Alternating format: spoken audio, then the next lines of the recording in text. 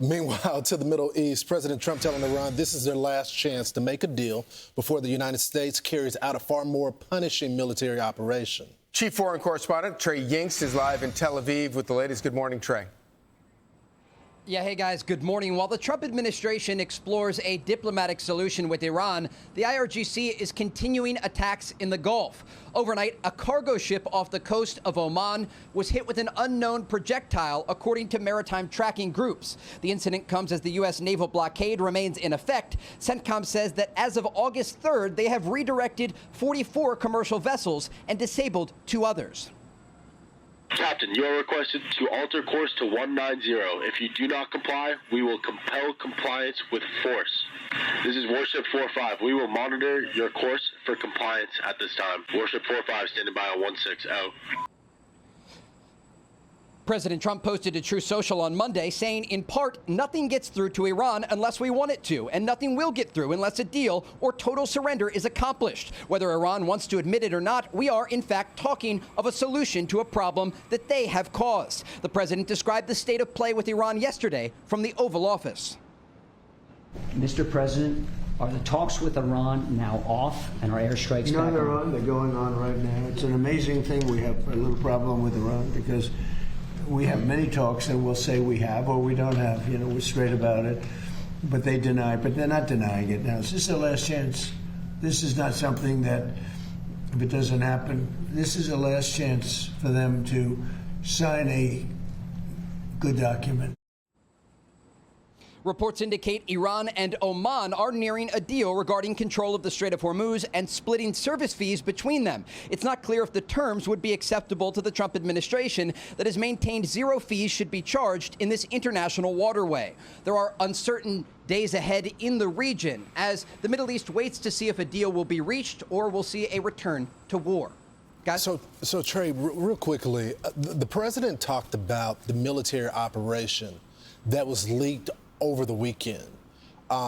It's obviously, they need to figure out who's leaking from the White House. That has to be someone high within government that put that out there to sources. It's our job as the press to cover that. But I'm curious from your perspective and your sources on the state of play that league played out in the Middle East and who then phoned the White House to get to the negotiating table. It's a great question because these leaks can be substantial. And when you're looking at a situation with 50,000 U.S. service members, destroyers, refuelers, fighter jets across the region, the operational security is very significant whenever there are plans being made to strike Iran. And the president indicated he called off the planned strikes at the request not only of Iran, but also of Gulf allies like Saudi Arabia, Qatar, and the UAE.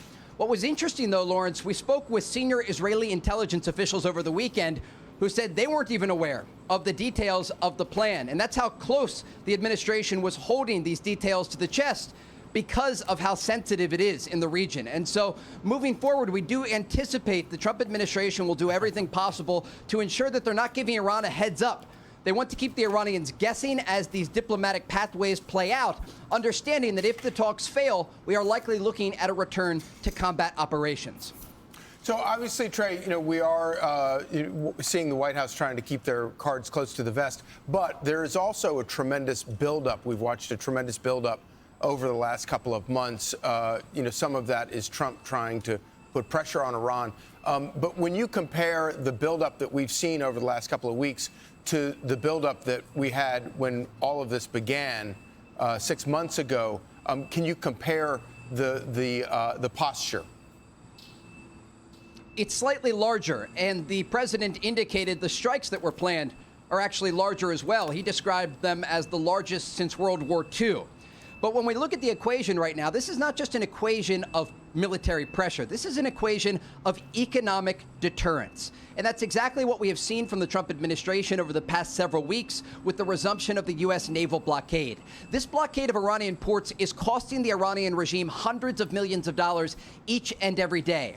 And it's part of the reason that the Iranians are looking for an agreement, because they understand that as the U.S. military maintains its presence in the region, they have very few options in terms of an off-ramp here. They are either looking at a return to combat operations or some sort of agreement, a negotiated settlement that would alleviate that economic pressure and avoid strikes against the regime.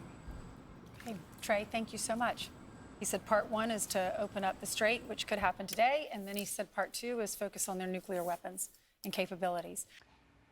Be sure to like and subscribe for all the Fox News latest on YouTube and catch full shows streaming now on Fox One.